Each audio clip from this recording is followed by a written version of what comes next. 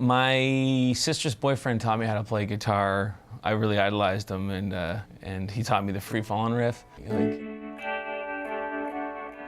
I played it probably for 2 weeks straight before anything else, because I was so jazzed on actually getting to play my favorite riff, and realizing how easy some of it actually was.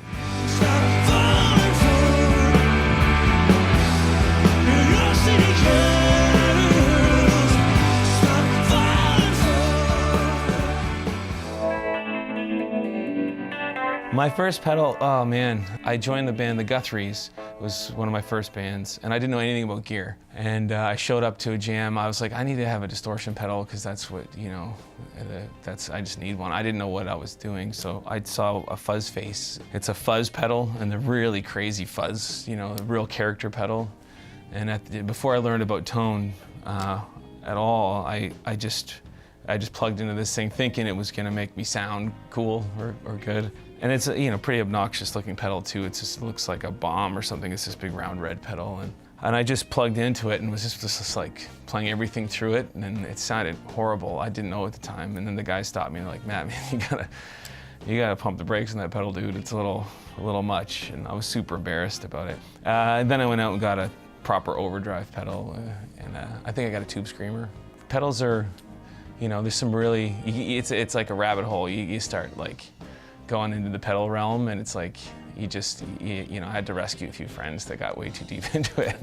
I think the reason I bought that fuzz face pedal was because I saw the inside album cover of, I think, Tomorrow the Greengrass by the Jayhawks, and Gary Loris is one of my favorite guitar players. And he had the fuzz face, but he used it properly. And now I'm trying to just use amp distortion on stage. I got this really cool 66 Fender Blackface, and all the vinyl stripped off. It's just wood. And it was modded to be 6L6 tubes instead of 6V6 tubes, or vice versa. So it's just a little bit dirtier and a little louder, a little beefier, a little more distorted. And then I run it at the same time with the Vox Ac30. So when I hit my gain pedal, my lead pedal, the deluxe blows up to beyond belief, and the tubes are going crazy, and it's really out of control. But the AC30 has still a lot of headroom and kind of has the clarity. So when I'm ripping solos, you still kind of have some of the clarity coming through, but you still get the craziness of that Fender tube explosion. And what happens is always different every night, and always like, oh, okay, we're going this way tonight, are we?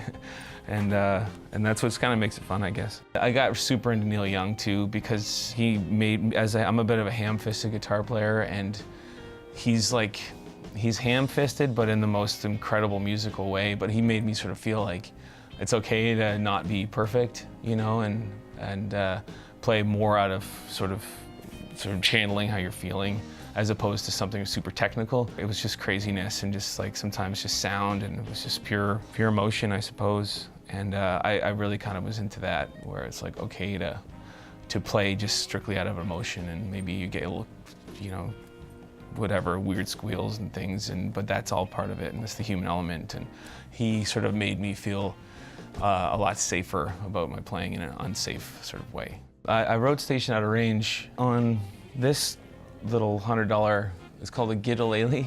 It's like it's a half guitar, half ukulele. So it was started on that guitar.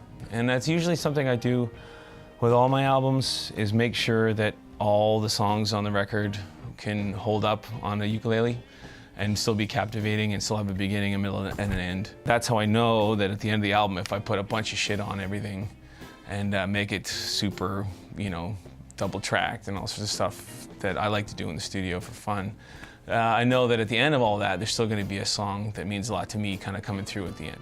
Because the record sort of meant so much to me that I thought it might be cool to have a counterpart where it's just the songs, So going back to do the Twice Upon a Hell of a Time, I was like, well, I already made sure that all the songs were okay on their own, You could kind of have that option. If you wanted to go down that road with the record, you kind of could. And if you wanted to go down this road with the record, you also could. And that sort of, I thought that idea would be kind of cool, and I've never done anything like that before. This guy here is my 67 Gibson Jay 45. It's being held together with zip ties, and it's super beat, but it sounds really great. It's something about old wood. It gets really glassy, and Even with guitars, I kind of know by just tapping on them how good they're going to sound. Like, I think a lot of new guitars there's still a lot of moisture in them, so they're a little duller, but when they get older, they get super glassy. Like the glue and the wood becomes one, and they've been played a lot, and it ends up sounding really nice and more resonant. And so when I saw this, I didn't know that at the time when I bought it. It just sounded nice to me when I played it. But I liked it because it just had a lot of stories. It looked kind of like this when I bought it. I put a few of these dings on there, but yeah, it's just been well played, and it's been who knows where, but it's got a lot of stories, and so that to me, that's got the most sentimental value. I've written most of my tunes on it. I went through a phase where I was like, I'm not taking this on the road. It's gonna get all fucked up, and but then I sort of, once you get a little older and you realize like life is short, and these are like. This is my family, man, and I want to tour with my fam, you know. And like that acoustic, we've been through everything together. I wrote most of my songs on it, and so it's gonna come with me, you know. It's gonna continue the journey. You know, it's got sand from a million beaches in it, and it's sort of been with me everywhere. And yeah, I can't. Life's too short not to bring it with, you know.